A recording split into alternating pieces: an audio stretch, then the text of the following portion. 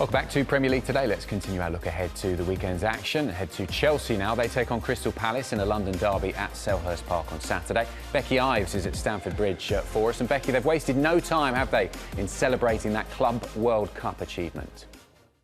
Well, there is a new banner in town. It has already been added. It is the Club World Cup that Chelsea have now added to the front of the stadium here at Stamford Bridge. They want everyone to know that they have won 10 trophies in the club's history. And to be fair, why not? Fair play to them. We're going to get some reaction to this and talk all things Chelsea with Matisse. He is joining me, a football content creator and Chelsea fan. Matisse, welcome. Absolute pleasure. Absolute pleasure. It's a great time to be here. New trophy, golden badges arrived, so it's perfect. Well, yeah, lots of people are here because they're heading to the club shop. As you said, you can now get a golden badge that gets stitched onto a shirt if you already exist, or you can buy a whole new shirt. You've got one, haven't you? Yeah, I dashed here to get the golden badge immediately. It was something that Chelsea fans have been craving for nearly 10 years, so we was very excited to get this sewn on. Yeah, this is what it means to Chelsea at the minute. High on life, high on silverware. They're loving it. But let's talk about the performance out in Abu Dhabi. Was it the best? But then, does it matter if you come home with the trophy? It doesn't. You know, it doesn't. You get the trophy, you come home, you celebrate. Palmeiras are a very good team. We knew that as well going into the game. You know, it's a massive game for them. They haven't won the trophy before. They were in the competition last year. They lost in the semi-finals. And in Brazil, there's this tick for tack with the clubs, Santos, you know, Sao Paulo, Corinthians, who we lost to back in 2012, that Palmeiras don't have the trophy yet. So it's a big deal for them to not have the trophy in Brazil. It's a massive deal in all continents to come and play against a European team. So we know it was big for them. We know it was a big opportunity for us as well to capitalise off of winning the Champions League and get more success. So because of the way Palmeiras set up, they're always going to be a little bit defensive. They're called the Brazilian Chelsea as a nickname. I found out, also founded by an Italian team. So their defence is always strong. So for us to just win and to get through the game and eventually go through to extra time is what I predicted a little bit as well. A little shout out to me, there you go. And yeah, I was just delighted to pick up the trophy and come back here. It's great. You can tell which way it's going to go with Chelsea in a minute. Well, look, a man called Dave has won it all. He's won 9 trophies with Chelsea, says that Azpilicueta. Chelsea captain, but do you always feel like he slightly goes under the radar? Because after games, we're always talking about the boys up front. Yeah, he's so consistent. We don't really speak about him because his performance is always 7 out of 10. You know, he's played in so many positions for Chelsea. He's played right back, he's played left back under a title-winning team under Mourinho. He's played in the back 3. He's so versatile. He's always got that shirt tucked in as well. So professional, like he's going for an interview when he's on the pitch. But he's such a consistent player, such a great player, so professional, consistent, and for me, it's just lovely to see that he has literally won it all. He's the only Chelsea player in history that can say that, and it's a credit to him because he's such a great guy. He's always interacting with the fans as well. He's come up with some big moments for us. His leadership is incredible to lead those young players that have come through from Cobham, under Lampard as well, from obviously the last few years, and to just guide them and show them what it means to play for this club, the consistency week in, week out. So I'm so happy for him, and he's probably mainly not even going to be here for much longer at Chelsea, so it's such a big deal for him to complete the set before he goes. Great player. Well, look, there's a lot of positivity around this place a minute, and I don't want to talk about the elephant in the room, but we're going to have to talk about league form here, because whilst you've won 2 trophies with a possible 3 still remaining, there's a gap that's opened up in the Premier League. 16 points between Chelsea and Manchester City.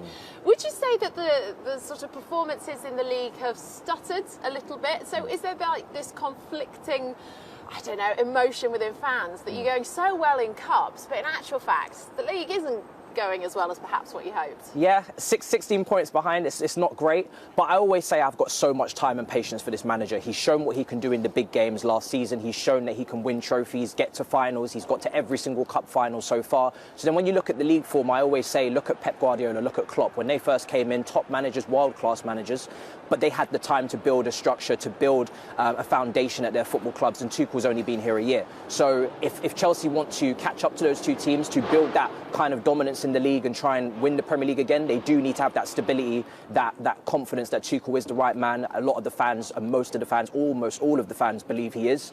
And for us to get back to the top, we need to give him time, let him get his players in, let him get that DOF, potentially director of football if he needs it, whoever's helping him with the transfers, and build his own squad. Pep and Klopp have done that to great success, and those 2 clubs are very stable and consistent. So that's what Chelsea want now, not sacking managers all the time and having instability, especially with young young players, you need to have a nice environment where everybody's on the same page. So I think it's a great man to have at the club. He's dealt with very difficult situations over January with, you know, Lukaku and transfers. He's come across so well, speaks so well in the press conferences, manages a very big squad very well. So he does everything almost perfectly. He's probably my favourite manager. Hush, hush. When we say this quietly, but he's probably my favourite manager we've ever had at the club for so many things, so many reasons. If he gets that Premier League in the next few years, he'll be right at the top on success as well. So yeah, I think he's the perfect man for the job. Absolutely love him. Yeah, there'll be a banner of him on the outside of Stamford Bridge. I need a statue. I know, but look, is it back down to earth this weekend? Premier League, Crystal Palace are on the agenda. How do you see this one going? Yeah, Palace are a very good team. I think Patrick Vieira's done a very good job, brought in some lovely players. One of our own, Gallagher, obviously on loan, who thank God can't play this game because he's playing so well at the moment. But yeah, they're a very good team. They've got some really good players, very technical team out on the wings as well. We've seen Zaha over the years, very good footballer. Eze as well, come back from injury, and all these guys. So it's a lovely team to play. Obviously we're at home, we've got to win, got to try and close that gap. But I'm looking forward to it. It's a little bit of a London derby as well, South London derby. So yeah, I'm very much looking forward to it, and hopefully we can get the win. But I'm confident, very confident. Just very quickly, are you still in the top 4 race, do you think? I'm deluded. I'm a Chelsea fan. I like to say no. I'd like to say we're not part of that race. We're just going to hopefully get a secure top 4, no drama like last season on the last day, and focus on just winning the games that we need to win. Okay, there we go. Matisse, thank you very much. Always good to hear your insight. Matisse and I were just chatting though, Olivia. I'm not sure how you ended up getting to go to Abu Dhabi, and we ended up outside a kind of sunny but rather windy Stamford Bridge this morning, you lucky thing. I don't know if I've mentioned, guys, but I was out in Abu Dhabi for the Club World Cup. Hence why you've got such a great tan and no one else does. Stop it. We'll move on from that. Do we have to? No, we do. Edouard Mendy could play in 6 different competitions in a row. This is incredible. His last 2 games were the AFCON final and the Club World Cup final, and Chelsea's next 4 games are in the Premier League, Champions League, Carabao Cup and FA Cup. It's like a pub quiz, this, isn't it? Amazing stat. On Saturday, he'll be up against his Senegal teammate Cheikh. He got a great reception as he returned to training this week from AFCON as a champion with Senegal. Here he is. He was presented with a special shirt that says 2022 on it from Luka Milivojevic. He had to give a speech like the best man at a wedding, and he set Palace a pretty tough target for next season.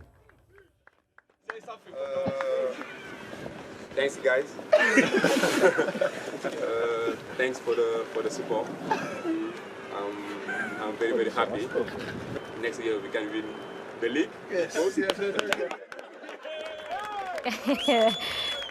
Can they win the Premier League? That's interesting from Cheikh. I'm sure the Crystal Palace players will be believing that. But what a reception for Kouyaté, and very well-deserved an AFCON winner. We are joined now in the studio by Miguel Delaney, Chief Football Writer for The Independent. Miguel, I saw you at the airport. You were at the Club World Cup as well. On, you two, please.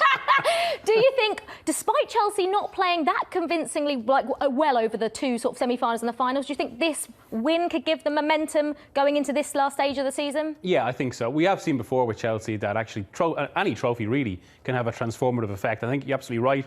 In both games, they're actually a little bit unconvincing, but they still got the job done and can maybe offer that spark. Also, there was the fact that Lukaku scored in both games, which I think is crucial given not just his form, but also some of the issues around the striker since signing, particularly with that controversy over Christmas with the interview he gave in Italy. And suddenly everything just feels a little bit more settled at Chelsea. I mean, had they not won that Club World Cup final, it would have kind of fostered the sense that this has been a problematic season. But now they can probably get back into gear and show. I mean, it was interesting out there for the week. I mean, the line from Chelsea was very much as well. They felt, had it not been for the situation around Christmas and how many games they had and how many injuries they had, they would be in the title hunt still, but now they've got to show that.